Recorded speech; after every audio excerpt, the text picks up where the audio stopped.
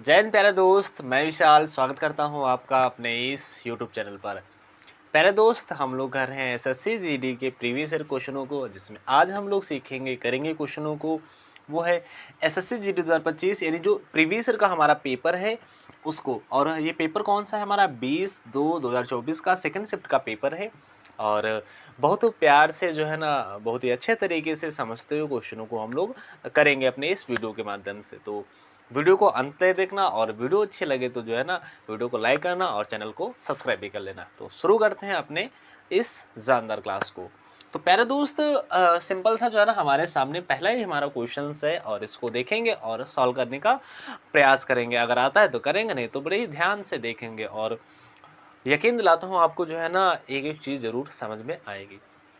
यहाँ पर क्या लिखा है कि एक व्यापारी अपने सामान को क्रय मूल्य से 50% अधिक अंकित करता है और 20% की छूट देता है। छूट देने के बाद व्यापारी को कितने प्रतिशत का लाभ हुआ? यानी ये क्वेश्चन है हमारा लाभ और हानि का। ये जो है ना, हमारा इम्पोर्टेंट क्वेश्चन है। और आपको जो है ना कहीं जो अगर आप कंपटीशन में होंगे ना, तो इस टाइप के क्वेश्चन आपके एग्जाम में ज़रूर बनते हैं। और इम्पॉर्टेंट टाइप है हमारा जो ना, इसको कैसे करेंगे, करने का क्या तरीका होता है। बहुत ही इजी क्वेश्चन है, बस ध्यान से आवश्यकता है देखने की। तो देखिए बोर्ड पर, अब सबसे पहले इसको जो है ना, क्या है, एक सामान है जो है ना, उसको क्रय मूल्य से 50% अधिक अंकित करता है। यहाँ पर जो है ना, रुपए तो दिए नहीं गए ना, तो उनकी बात की गई है। लेकिन एक बात कर दिया कि जो है ना, जितना भी हमारा क्रय मूल्य होगा, जितना भी हमारा क्रय मूल्य होगा, उससे 50% अधिक अंकित करता है। अच्छा, हमने आपको पिछली वीडियो में बताया था, या आपको पता ही होगा कि MRP क्या होता है। यानी जब मार्केट पर में अगर कोई वस्तु होती है तो उसकी वस्तु का कोई मूल्य का निर्धारण होता है, तो वही होता है MRP, जिसको बोलते हैं अंकित मूल्य। तो जैसे कि हम बाज़ार में जाते हैं तो देखते हैं कि भैया अगर जूता खरीदना है तो बताएगा कि ये 600 के रेंज में आते हैं जूता, आपको जो है ना हम कम करके इतने इतने का दे देंगे। तो जो सबसे पहले वो प्राइस बताता है ना, वो होता है मार्केट प्राइस, यानी MRP होता है। तो उसका जो है ना, क्रय मूल्य से 50% अधिक अंकित करता है। यानी जो हमारी वस्तु है ना, उससे 50% अधिक है कौन? MRP। और 20% की छूट देता है, और छूट देने के बाद में क्या जाता है हमारा, यहाँ पर हमको बताना है कि वस्तु कितने की मिली, तो यह कितने का लाभ हुआ। अच्छा, ऐसे क्वेश्चनों में हम लोग क्या करते हैं, माना हमको पता तो है नहीं, तो हमने माना जो हमारा MRP है, माना सॉरी, जो हमारा CP है, यानी कॉस्ट, मतलब कॉस्ट प्राइस है, यानी क्रय मूल्य है, तो हमारा 100% था। कितना था? 100% मान लो, या 100 रुपया मान लो, कुछ भी मान लो, क्योंकि 100 पर चीज़ें जो है ना हमारी कट जाती हैं और कैलकुलेशन हो जाती है आसान। तो माना जो है ना, हमारा जो CP था ना, वो कितना था हमारा 100। अब बता रहा है कि जो है ना, CP 100% था, और अंकित मूल्य क्या है? अंकित मूल्य जो हमारा CP है ना, उससे 100, मतलब जो 50% अधिक था। 50% अधिक होने का मतलब क्या होता है? ये तो हमारा CP 100 हो गया, तो हमारा जो अंकित मूल्य होगा, जो कहते हैं MRP या MP, तो वो कितना हो जाएगा हमारा? हो जाएगा 150, सॉरी 150। कितना हो जाएगा? 150। तो CP हमारा था 100, और 50% अधिक है अंकित मूल्य, तो हमारा MP यानी MRP कितना हो गया? 150 हो गया। अब एक बात हमेशा याद रखिए, अगर MRP पर कोई छूट दी जाती है, क्या दी जाती है? MRP, यहाँ पर लिख देते हैं MRP। अगर MRP पर कोई भी छूट दी जाती है, क्या दी जाती है? छूट दी जाती है, तो छूट देने के बाद में जो मूल्य हमारा बचता है, वो बचता है हमारा SP। और SP बोलते हैं सेलिंग प्राइस, या फिर इसको बोलते हैं विक्रय मूल्य। क्या बोलते हैं? सेलिंग प्राइस अथवा विक्रय मूल्य। तो अगर कोई भी वस्तु है ना, अगर यहाँ पर तो बताया गया कि इससे 50% अधिक अंकित किया गया, तो हो गया 150। अब अगर MRP पर कभी भी अगर छूट मिलेगी हमको, क्या मिलेगी? MRP पर अगर कभी भी छूट मिलती है, तो वो आता है हमारा विक्रय मूल्य। और हमसे पूछा क्या है कि विक्रय मूल्य। अच्छा, हमको क्रय मूल्य, अगर विक्रय मूल्य पता चल जाएगा, तो हम बता सकते हैं कि लाभ और हानि कितने रुपए का हुआ। तो यहाँ पर क्या है, अगर हमारा CP था 100%, यानी 100 रुपये, और जो है ना MRP हमारा 150 रुपये था, तो एक्चुअली जो है ना, यहाँ पर बताया गया है कि 20% की तो छूट दी गई है। 150 का 20% मतलब छूट निकाल देंगे, तो 150 का अगर 20% छूट मिली है तो यहाँ से सीधा सीधा 20% ही निकाल दो, तो निकाल देंगे कितना आ जाएगा हमारा 1 0 1 0 1 0 1 0 और 15 दूना होता है 30, यानी 30% की क्या मिल गई है हमको, छूट मिल गई। अगर 30% की छूट मिल गई है तो वस्तु बेची कितने की गई होगी, वस्तु बेची गई होगी 120 रुपये की। 150 की वस्तु जो है ना 30 रुपये की छूट मिल गई तो वस्तु बेची गई 120 रुपये की। अच्छा, वस्तु हमने माना था कि कितने रुपए की खरीदी गई, वस्तु माना था 100 रुपये की खरीदी गई और बेची कितने की गई, 120 रुपये की बेची गई। तो लाभ कितना हुआ हमको, 20 रुपये का हुआ। किस पर हुआ, 100 रुपये पर हुआ, और प्रतिशत के लिए यहाँ पर 100%, ये से कैंसिल हो गया। तो आ गया सिंपल सा हमारा 20%। तो हमारा जो है ना लाभ कितना हो गया, 20%। अगर हमसे पूछता विक्रय मूल्य कितना था, तो विक्रय मूल्य कितना होगा हमारा 120 रुपया। और अगर पूछता जो है ना एमआरपी मतलब कितना होगा, तो होगा 150 या 150%। इस प्रकार से हम लोग इन क्वेश्चनों को सॉल्व कर लेते हैं। आई प्यारे दोस्त, ये हमारा क्वेश्चन है औसत से, और देखेंगे इसको भी जो है ना सॉल्व करेंगे हम लोग। दिया गया है कि अच्छा सा कॉन्सेप्ट होता है, मतलब 2-4 तरीके होते हैं। तो जो इजी तरीका होता है, जो नेचुरल तरीका होता है, वो हम लोग सीखेंगे, मतलब कि अगर आता है तो उससे इसको सॉल्व करेंगे। और नए नए तरीके भी बताऊंगा आपको और टिक्स भी बताऊंगा जहाँ पर लगेंगी। यहाँ पर बताया गया 5 संख्याओं का औसत 32 है। यदि एक संख्या हटा दी जाए तो औसत 28 हो जाता है, तो हटाई गई संख्या कितनी है। एक बात हम याद कर लीजिए, आप अगर पता है तो बहुत अच्छी बात है, अगर नहीं पता है तो आप जान लीजिए। अगर कोई भी संख्याएं दी गई और उनका औसत दिया गया है, मतलब कि जैसे कि संख्याएं 5 दी गई, 4 दी गई, 6 संख्याएं दी गई हैं, मान लो 6 संख्याएं दी गई और उनका औसत मान लो दिया गया है कि 10 है। औसत कितना दिया गया है, 10 दिया गया है, और संख्याएं कितनी हैं, 6 हैं। तो जब भी कभी भी हम लोग क्या संख्या में औसत से गुणा करेंगे, क्या करेंगे, संख्या में औसत से गुणा करेंगे, तो हमारा क्या आ जाएगा, जो आता है ना वो आता है सभी संख्याओं का योग आ जाता है। क्या आ जाता है, संख्याओं का योग। जब भी संख्या या औसत में संख्या से गुणा कर देंगे तो क्या प्राप्त हो जाएगा, हमें जो संख्याएं होती है ना उनका योग प्राप्त हो जाता है। तो उसी कॉन्सेप्ट से जो है इसको सॉल्व करेंगे। 5 संख्याओं का औसत 32 है, तो संख्याएं हमारे पास कितनी है, 5। अगर इनका औसत 32 है ना, तो इनका योग टोटल कितना हो जाएगा, 5 दूना 10 का 0 हो जाएगा, 5 3 15 और 1 हो जाएगा 16। इनका योग कितना आ गया, 160 आ गया। अब बता रहा है कि यदि जो है ना एक संख्या को हटा दिया जाए, तो 5 संख्या थी, एक संख्या हटा दी गई, तो कितनी बची संख्या बची हमारी 4। अब इनका औसत कितना हो गया, अब इनका औसत हो गया 28। तो गुणा करेंगे, 4 8 32, 32 का 2 हासिल मिल गया 3, 4 3 12, सॉरी 4 दूना 8, 8 3 होता है 11। अब क्या करेंगे, 160 में से जो है ना हम घटा देंगे क्या, 112, तो हमारा कितना आ जाएगा 48। क्या आ जाएगा, 48। तो जब भी हम क्या करते हैं कि औसत में संख्या से गुणा करते हैं तो हमारा क्या आ जाता है, उन संख्याओं का योग आ जाता है। तो 5 संख्याओं का योग कितना था, 160। एक संख्या घटा दी गई तो संख्या कितनी बची, 4। और 4 संख्याओं का औसत कितना दिया गया, 28। तो इनकी भी 28 से गुणा कर देंगे तो इनका योग आ जाएगा।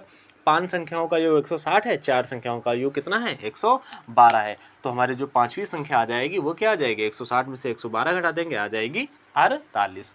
तो ये भी क्वेश्चन हमारा हो जाता है इस प्रकार से, आसान तरीके से सॉल्व। और इस क्वेश्चन के माध्यम से हम लोग 4-5 जो है ना टाइप जो है ना यहाँ से कवर करेंगे, कि अगर इस टाइप से पूछा जाता है तो हम कैसे सॉल्व करेंगे, अगर इस टाइप से पूछा जाता है तो कैसे सॉल्व करेंगे। आइए इसको सॉल्व करते हैं। सबसे पहले यहाँ पर बता रहे हैं कि 32 से पहले सभी अभाज्य संख्याओं का औसत कितना होगा। अब सबसे पहले यहाँ पर बात की गई है कि अभाज्य संख्याएं। तो सबसे पहली बात हमारा मतलब सबसे पहले हमको जानना होगा कि अभाज्य संख्याएं होती क्या हैं। तो आई होप अगर आप जो है ना एसएससी जीडी की तैयारी कर रहे हैं तो एटलीस्ट कक्षा 10 पास हैं, और जो है ना आप अभाज्य संख्याओं से परिचित जरूर होंगे। नहीं परिचित हैं तो मैं यहाँ पर बताता हूँ आपको कि अभाज्य संख्या वे संख्याएं होती हैं। देखो यहाँ से लिखा है आ और भाज। भाज्य का मतलब होता है साधारण सा भाग हो जाए या फिर कट जाए, सिंपल सा देसी भाषा में जो संख्याएं कट जाएं किसी भी संख्या से। और आ मतलब यानी नहीं, तो जो संख्याएं किसी भी संख्या से ना कटें, वो सिर्फ स्वयं से कटते हैं या फिर एक से कटती हैं, तो क्या कहलाती हैं, हमारी अभाज्य संख्याएं। अब अभाज्य संख्याएं हमेशा 2 से स्टार्ट होती हैं। कहाँ से स्टार्ट होती हैं, 2 से। 1 से ना स्टार्ट होते हैं, स्टार्ट होते हैं 2 से। तो भैया पहली अभाज्य संख्या होगी 2, 2 तो सिर्फ 2 से कटती है ना। फिर उसके बाद में दूसरी हो जाएगी 3, क्या हो जाएगी 3। अब 3 तो सिर्फ 3 से ही कटती है और 1 से कटती है, ऐसा तो नहीं कि 2 से कट जाती है हमारी। फिर उसके बाद में 4, क्या 4 लिख दें हम, नहीं, 4 तो हमारे 2 के पहाड़े में भी आता है, 4 के पहाड़े में आता है। तो इसके बाद में आ जाएगा 5, फिर उसके बाद में 6, 6 2 3 से कट जाएगी, फिर आ जाता है 7, फिर आ जाता है क्या आ जाता है 7 के बाद में हमारा आ जाएगा 7 के बाद में 8, 9, 9 नहीं, 10 भी नहीं, फिर आ जाता है 11, 11 के बाद में 12 तो हमारा कट जाएगा 2 से 6 से, फिर आ जाता है 13, फिर 13 के बाद में क्या आ जाएगा हमारा 14 नहीं, 15 नहीं, 16 नहीं, फिर आ जाता है 17, 17 के बाद में क्या आ जाएगा हमारा 18 नहीं, फिर आ जाता है 19, फिर आ जाता है हमारा क्या 20 नहीं, 21 नहीं, 22 नहीं, फिर आ जाता है 23। फिर उसके बाद में आता है हमारा कितना 24 नहीं, 25 नहीं, 26 नहीं, 27 भी नहीं, 28 भी नहीं, और फिर आ जाता है हमारा 29, 29 अभाज्य संख्या है। फिर उसके बाद में 30 नहीं, फिर आ जाता है 31, और बता रहा है कि 32 से पहले, तो 32 से पहले की ये अभाज्य संख्या हो गई हमारी। अब हमने अभी आपको मतलब कॉन्सेप्ट बताया था, होता क्या है औसत, क्या होता है औसत, होता है संख्याओं का योग बटे संख्याओं की संख्या। तो ये संख्याएं हमको कितनी देंगे 1 2 3 4 5 6 7 8 9 10 11, 11 संख्याएं देगी। अब इनको तो योग कर लेंगे और बटे में 11 है ना, 11 से इनको डिवाइड कर देंगे तो आ जाएगा हमारा आंसर। तो सबसे पहला मतलब औसत होता क्या है, संख्याओं का योग, संख्याओं का योग बटे संख्याओं की संख्या, संख्याओं की संख्या। और इससे निकल के क्या आता है, इससे निकल के आता है औसत। क्या निकल के आता है औसत। संख्याओं का योग भाई कर लो योग। तो यहाँ पर कितना लिखा है हमारा, तो इन सब का जब योग करेंगे हमारा, देखो यहाँ पर लिखा 31 और 29, दो दो के पेयर बना लो। 31 इसमें एक देंगे हो जाएगा 30, 30 30 हो गया 60, इन दोनों का योग करेंगे कितना आ जाएगा 60। अब हमको देखा 23 और यहाँ पर देखा 17, जब 23 और 17 को जोड़ेंगे तो हमारा कितना आ जाएगा, यहाँ पर जोड़ेंगे 30 और 10 हो जाएगा 40, इतना जोड़ लिया हमने। यहाँ पर देखा हमको 19 और यहाँ पर देखा 11, 19 में 11 जोड़ेंगे आ जाएगा 20, 10 30, कितना हो गया 30 हो गया हमारा। अब यहाँ पर देखा हमको 13 और यहाँ पर देखा 7, 13 और 7 कितना हो गया 20 हो गया हमारा। अब 5 3 8 और 2 कितना हो जाएगा 10। इस प्रकार से आसानी से जो है ना हम डिजिट को जोड़ सकते हैं। ठीक है, अब क्या करेंगे यहाँ पर 6 4 10 यानी 100 हो गया, 130 और 150 और ये हो गया 160, यानी जब इनका योग किया हमने तो आ गया हमारा 160। अभी हमने बताया था कि क्या होता है औसत, संख्याओं का योग बटे संख्याओं की संख्या। तो योग कितना आ गया हमारे पास 160 आ गया है, और नीचे कितना आ गया हमारा, मतलब संख्याएं कितनी, संख्याएं थी हमारी 11, कितनी संख्या थी 11। अब क्या करेंगे, जब इसको डिवाइड करेंगे तो हमारा आंसर कितना आ जाएगा, तो 11 आ जाएगा, 11 एक कम 11, फिर कितना बच गया हमारे पास 5 बच गया, तो 11 चौकू 44, फिर क्या लग जाएगा हमारा 11 चौक 44 हो गया, पॉइंट लगाया, एक जीरो बढ़ा लिया हमने, तो 11 चौक 44 हो गया था हमारा, 6 बचा था यहाँ पर, जीरो होता तो 11 पंजे हो जाएगा 55 हमारा, फिर 55 हो जाएगा तो कितना बच जाएगा 4 जीरो 55 हो जाएगा ना, 5 बच जाएगा, जीरो उतार लेंगे, फिर 11 चौको 44 हो जाएगा हमारा, तो आ जाएगा 14.54, ये क्या हो जाएगा इसका औसत आ जाएगा। तो इस प्रकार से जो है ना हम लोग बड़ी आसानी से जो है इन क्वेश्चनों को सॉल्व कर लेते हैं। प्यारे दोस्त, एक और चीज़ आप लोग यहाँ पर जान लीजिए कि औसत होता क्या है आखिर। औसत जो होता है, जैसे मान लो एक चीज़ बताता हूँ, जैसे हम 4 मित्र हैं और हम लोगों ने कोई कार्य किया और उस कार्य के लिए जो है ना हमको कुछ मनी मिली, यानी मनी मतलब मान लिया कि हमको जो है ना, हम 4 मित्र थे और हमने कोई काम किया और हमको मिल गए कितने रुपए, 200 रुपये मिल गए। तो औसत होता क्या, औसत वह संख्या होती है जो जितने भी व्यक्ति होते हैं उनको बराबर बराबर में मिलता है। अब हम 4 व्यक्ति थे, हमने काम किया और काम के बदले हमको मिल गए 200 रुपये। अब जब हम बांटेंगे ना आपस में, तो आपस में कितने कितने बांटेंगे, आपस में 50 50 50 50, यानी 50 50 रुपये बांट लेंगे, यानी बराबर बराबर जो सबको मिल जाएगा, और वही हो जाता है क्या औसत। तो यहाँ पर एक मतलब कभी कभी इस टाइप के क्वेश्चन पूछे जाते हैं, आप लोग यहाँ पर देख लीजिए कि कैसे, जैसे कैसे पूछ देता है कि पूछेगा कि भैया लिखा है 2 और 4 लिखा है, 5 लिखा है, 6 लिखा है, 7 लिखा है, 8 लिखा है, 9 लिखा है। तो अगर सिंपल सा ऐसी कोई लगातार संख्या जब दी जाती हैं, क्या दी जाती हैं, जब भी कभी लगातार आपको संख्या मिल जाए, जैसे 2 4, 2 के बाद में सॉरी 2 के बाद में आएगा 3 आएगा, 2 3 4 5 6 7 8, तब हमको जो है ना योग और जो है ना भाग देने की आवश्यकता नहीं होती, सिंपल सा देख कर ही उत्तर लगा देंगे। कैसे, तो क्या करना है हमको, औसत होती है हमेशा, अगर लगातार संख्या दी गई है तो औसत हमेशा उनके बीच वाली संख्या होती है।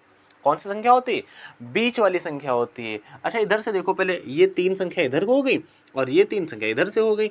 अब हमको देखो यहाँ पर क्या लिखा है, यहाँ पर लिखा है 5 और यहाँ पर लिखा है 6। अच्छा 5 और 6 के बीच में क्या आता है, 5 और 6 के बीच में आता है 5.5, तो औसत हमारा क्या हो जाएगा, 5.5 हो जाएगा।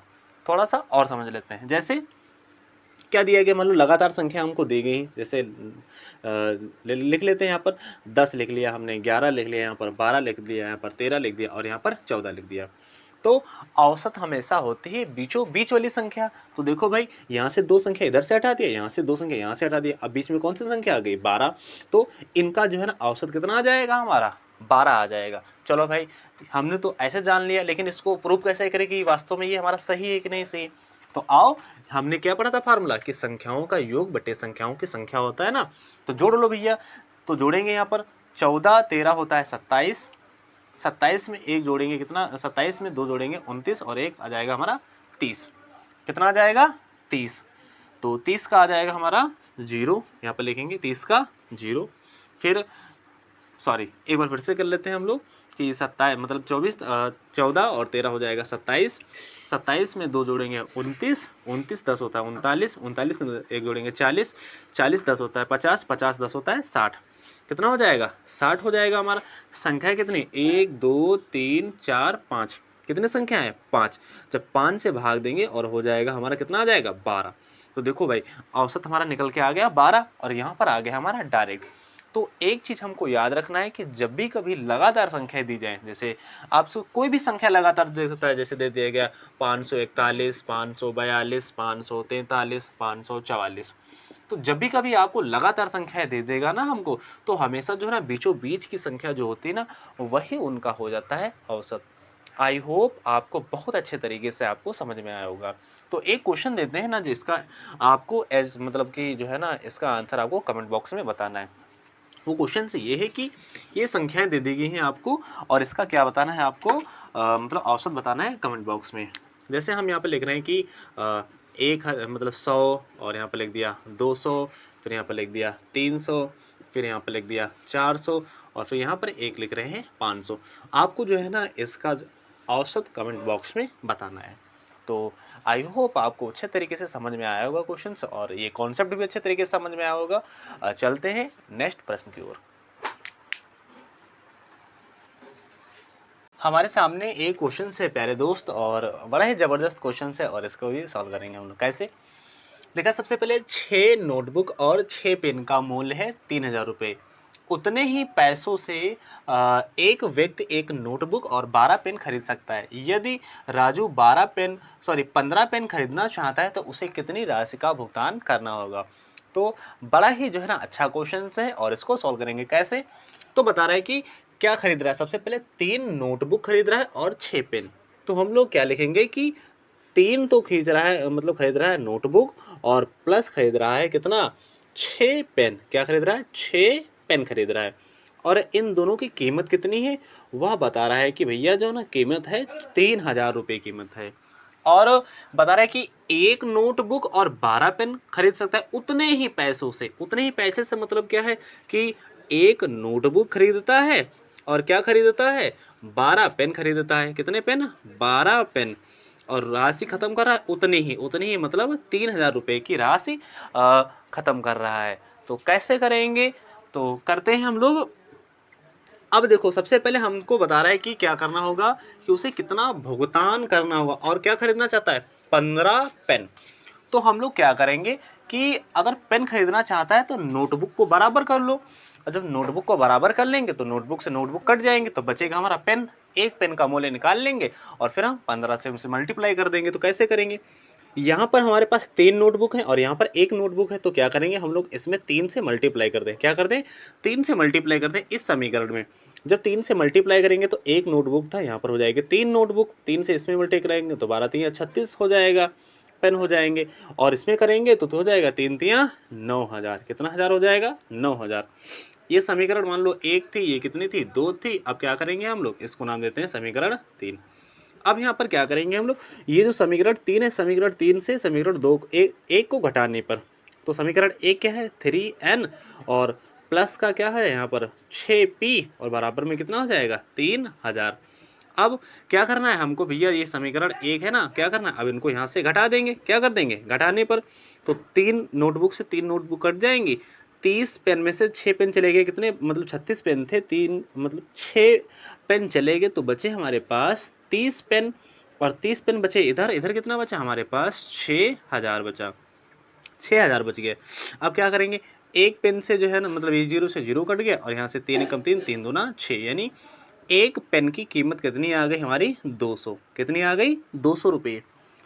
एक पेन की कीमत है 200 रुपये और हमसे पूछा क्या था कि 15 पेन खरीदना चाहता है तो कितने का, तो यहाँ से भी 15 से कर दो कितनी मल्टीप्लाई, 15 दूनी कितना हो जाएगा 3, यानी हमारी जो कीमत आ गई ना वो कितनी आ गई कि 15 पेन की कीमत आ गई 3000 रुपये। और इस प्रकार से ये भी क्वेश्चन हमारा सॉल्व होता है। और इस जो है ना वीडियो में ज़्यादा क्वेश्चंस हो जाएंगे, तो इस वीडियो को यहीं पर स्टॉप करते हैं, मिलेंगे नेक्स्ट वीडियो में, तब तक के लिए बाय बाय, जय हिंद।